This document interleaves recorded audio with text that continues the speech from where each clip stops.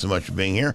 I know you have a choice on where you can listen each and every day, and I thank you for keeping tuned here to Chosen Generation Radio. Well, I'm very pleased to welcome my next guest to the program. He is the author of When His Ways Meet Yours. When you love, you will.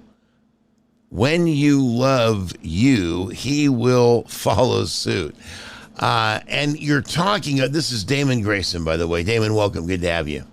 Thank you. Thanks for having me. Absolutely. So, Damon, this is written basically to women to help them gain a better understanding of kind of how to build up your husband, how to build up your mate, and give them a platform to succeed from, so to speak. Yes, and build themselves up as well, first and foremost. Okay. When you love you, he will follow suit. So obviously, right? If you see yourself as having more value, then he is going to have to come into alignment with that. Or that's not going to be somebody that you're going to have a relationship with. And that seems to be, it's interesting because from a biblical perspective, right? I mean, value, our own personal value, is inalienable. It's what God gives us, but it seems as a culture, as a society, we no longer are tapped into that. And so we don't value ourselves. We shake our bodies, we show flesh, we do all these things trying to get somebody else to recognize our value, as opposed to recognizing that we have an innate value that God's given us, that we don't have to do all that. You're making this interview easy. You said it all. Yes, you're exactly correct. Why do you think we have unwound that? If what I said is accurate, if what I said holds some truth to it, why have we spilled, for lack of a better analogy, but why have we just dumped that cup out? Why have we spilled that and filled our cup with something else? Society. Okay. The employers, your parents, everything is you're supposed to do for everyone else and not yourself. Everybody is selfish, and they don't want you to be selfish and love yourself. They want you to love them. They want you to do for them. And that's how we're taught. I mean, as children, don't do that. Do what I tell you to do. And you grow with that mentality, always offering yourself instead of, like the saying, it's better to give than receive. We grow up with that mentality. And we don't even give to ourselves because we're so used to giving to everybody else. So does that suggest then that all the discipline is wrong? Not all the discipline. Okay. You have to have structure and discipline. I don't want to get in that too much because it's bringing back old memories, the type of discipline I used to get. But I do think discipline is necessary. It's just you have to have balance with it. Isn't it, discipline has to have an understood purpose, and then it also has to be dealt with love, right? That's the key word, love. That's the key word. If you're doing it if you're disciplining someone out of anger, you shouldn't do it. You should do it once you're okay and free and in alignment, whether it's a punishment, a whipping, or sitting down talking to somebody. It should be within love, because if it's not in love, what's the opposite of love? Hate. It's one or the other. It's nothing down in the middle. It's either love or hate. Yeah. So yes, you should have balance with it and come from a place of love. Light or darkness, basically. I mean, it's either going to be good or evil. Correct. Right. Yep. what was it for you that you said, you know what, I need to put this down. I need to put this in a book. Why what motivated you to write this book? I was actually in a failing marriage when I started to write the book. Okay. That was my inspiration. There's been several people throughout the years who have come to me and told me that I should write a book about my life. It just so happened I've always been a writer, whether it was writing a rap or poetry, whatever it may be. I've been a writer, and I do have a book inside of me about my life. I just haven't been led to write that book yet. So I said this in the last interview. When I first started to write the book, my dad called me and he said, "What are you doing?" I said, "I'm writing." He said, "Writing what?" I said, "Writing a book." He said, "About what?" And I was embarrassed to tell him what it was about because I had already been married twice and I'm in the middle of a bad relationship and I'm writing a relationship book. And when I finally told him what it was about, he said, "Oh, you're the perfect person to write the book. You have the experience. You know what you're saying." And he's the reason I finished the book, like literally. Wow. That motivation, that inspiration, those words that he said allowed me to finish that book. But since I was in the bad relationship and I was at the time, I was going to church every Sunday. Mm-hmm. I was involved in recording the filming and the duplication of the CDs. Every day I would meditate, read the Bible, read the book, exercise. I was disciplined. And I think that I outgrew my wife because I was trying to better myself. I was in a bad place, spiritually, emotionally, put it that way. Okay. Emotionally, I was in a bad place, and that was my inspiration to write the book. It just so happened to be for women. It's men friendly, because I was living in Puerto Rico for 6 months. I've been back for a couple of months. I went on a spiritual cleansing. Okay. And I read the book twice when I was there. Both times I read the book, it actually motivated me and inspired me to do better. Even though I wrote the book, it still helped me after reading the book, after I haven't read it in a while. Sure. So if it's good for me, it'll be good for anyone, male or female. I found stuff. We were doing some cleaning up around here, and I found some stuff that I wrote like 10, 12 years ago. And yeah. I read it. And honestly, after I got done reading it, I thought, man, who wrote that? I felt the same way. Every time I read the book, I feel the same way. This is some good stuff. Who come up with that idea? That was pretty smart stuff. Yeah, it's a good reminder. It's a good reminder once you read your own writings. It's a good reminder, I say. Well, there is a part of this, that's this journey. Even after we've accepted what Christ has done for us, even after we know the completed work of the cross, there's a catch up, right? Mm-hmm. You know it in your mind, your spirit man has received it, but you still have to catch up to what's been done. Correct. And in my opinion, we'll never catch up until we're off this planet. That's when we'll catch up. We'll never be perfect until we're gone. Like you said, it's a journey. It's a journey. I feel it's appropriate to share this for this particular segment too. I've shared it before, folks, but years ago, I was pastoring out in California, and I had 3 couples that were living together at the time. And a lot of people will be like, oh man, the people in your church living together. But I never felt like the Lord said I needed to, chastise them over that. But for Father's Day, the Lord gave me a message to preach. And it was about how Dad wants to be a hero.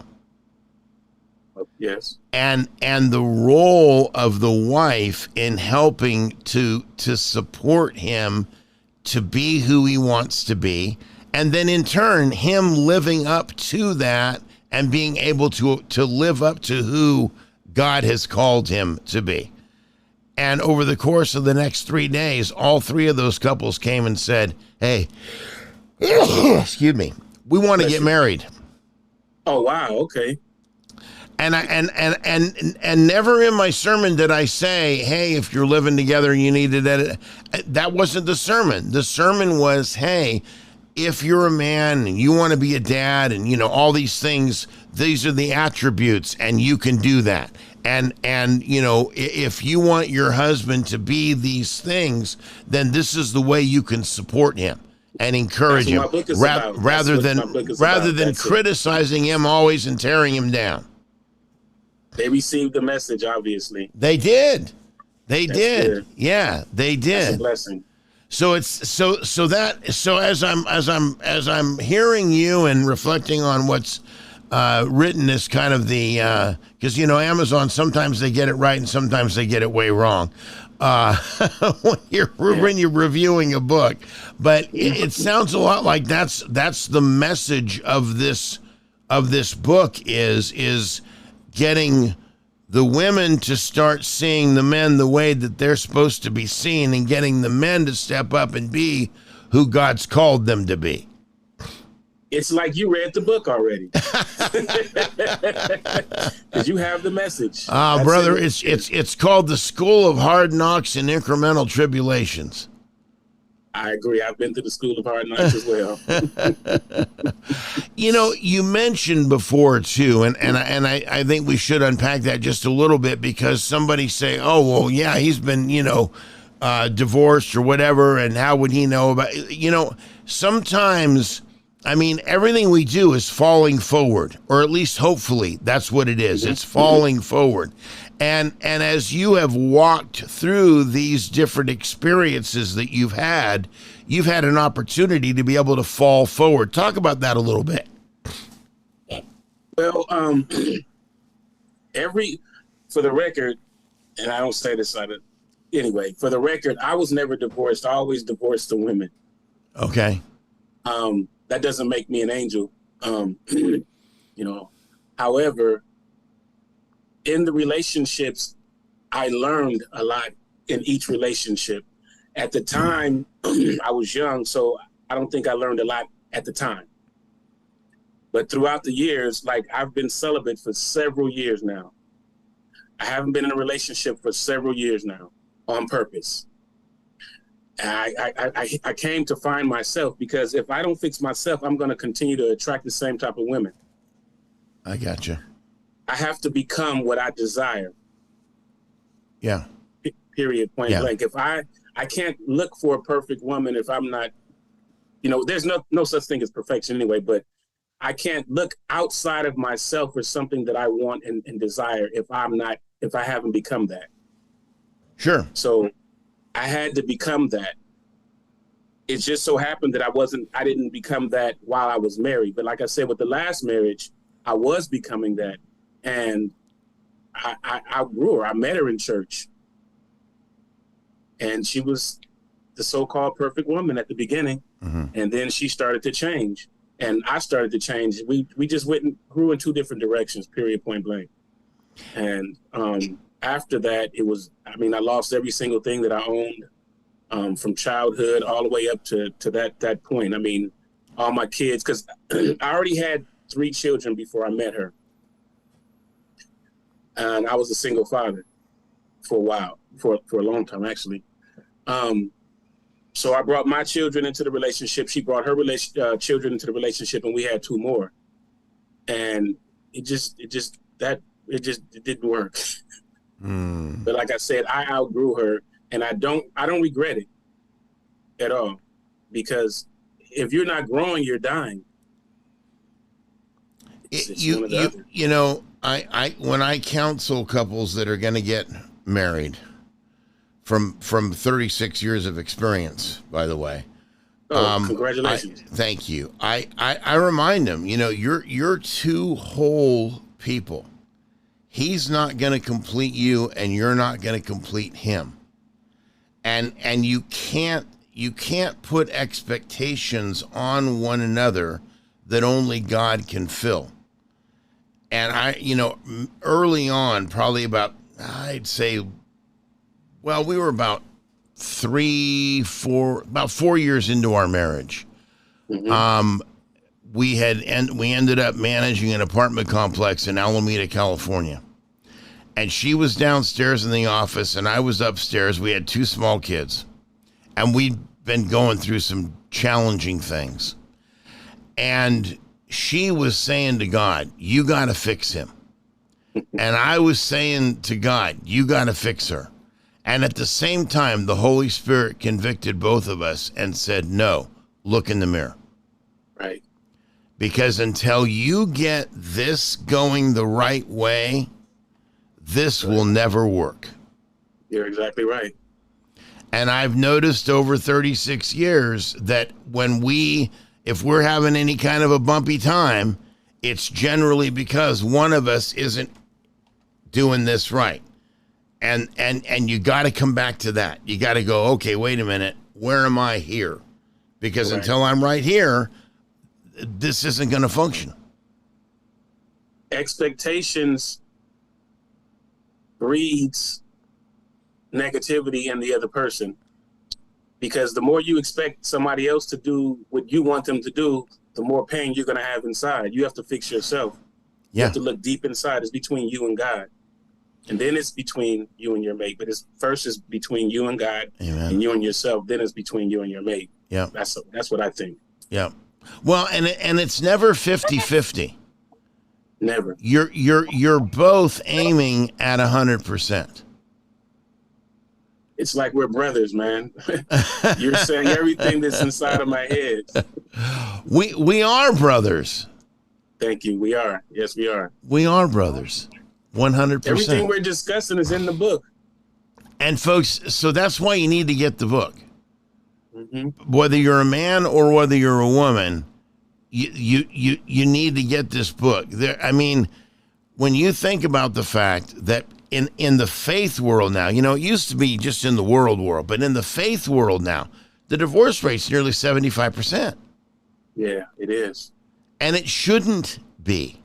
It shouldn't be. We are supposed to be covenant people. Mm-hmm. Covenants don't just end. But it's because we nobody's ever taught us what a covenant is. Nobody's ever taught us about this level of responsibility. My responsibility, first and foremost, is to keep this where it's supposed to be. And whether it's my wife and I's relationship, or my 5 children, or my relationship with you, Damon, or Kenneth, who's the head of our network, or whoever it is, no matter what, those relationships only remain aligned so long as I'm aligned with him. Right. And also, the mistake that I made, with the exception of my first wife, I wasn't friends. We weren't friends. Like my last wife, we eloped. We never had a chance to become friends. Mm-hmm. And with you being married 36 years, I'm pretty sure you guys are friends now. Mm-hmm. Mm-hmm. Because people treat their friends better than they treat their significant other a lot. So if you're friends with your wife or your husband, the relationship will be better. It'll last longer. And true friends truly love each other. If it's only a marriage, it's not going to last. Oh, I'll tell you a secret. 36 years. I really love to be around her. I will be exhausted. I mean, I'm like barely can keep my eyes open. But if she's like, "Hey, baby, you want to watch a movie?" Because I just like being around her. Amen. It's just being in the same room, and the next morning she'll be like, "Why did you let us turn that movie on?" And I'm like, "Baby, because it gave me a chance to be around you. Just because it gave me a chance to be with you." And to have some conversation in the movie, and while it was pause the film and talk and go, "Oh, that was funny," and to just just to be with you, baby, just to be with you. That's beautiful. That's true friendship. That's how it should be. And you know, and she'll be like, we stayed up too late again. And I'm like, yeah. And I'm thinking in my head, yeah, I could have said no and I could have gone to sleep, but I would rather hang out with her than go to sleep. When I grow up, I want to be just like you.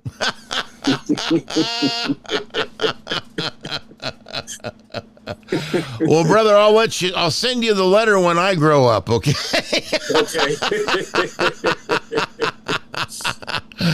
Oh my goodness. Folks, really, seriously, when his ways meet yours, this was a tongue twister for me. I don't know why, but when you love you, he will follow suit. And I would say when you love you, she will follow suit.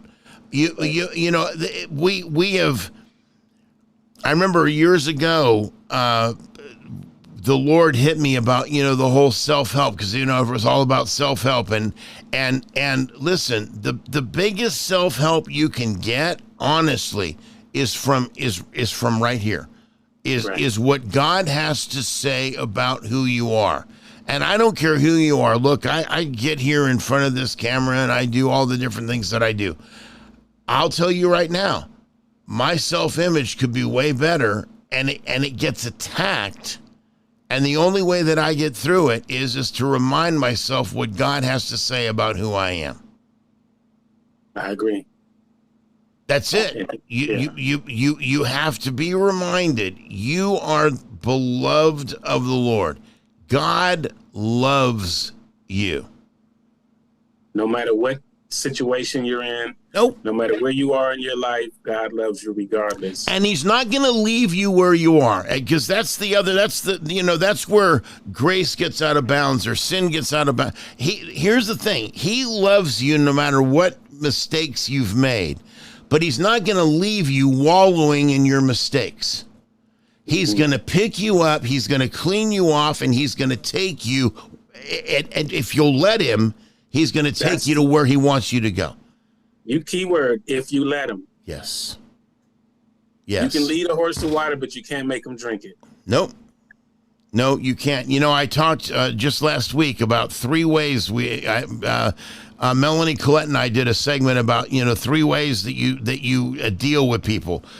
Sinner, those that are repentant, and those that are rebellious.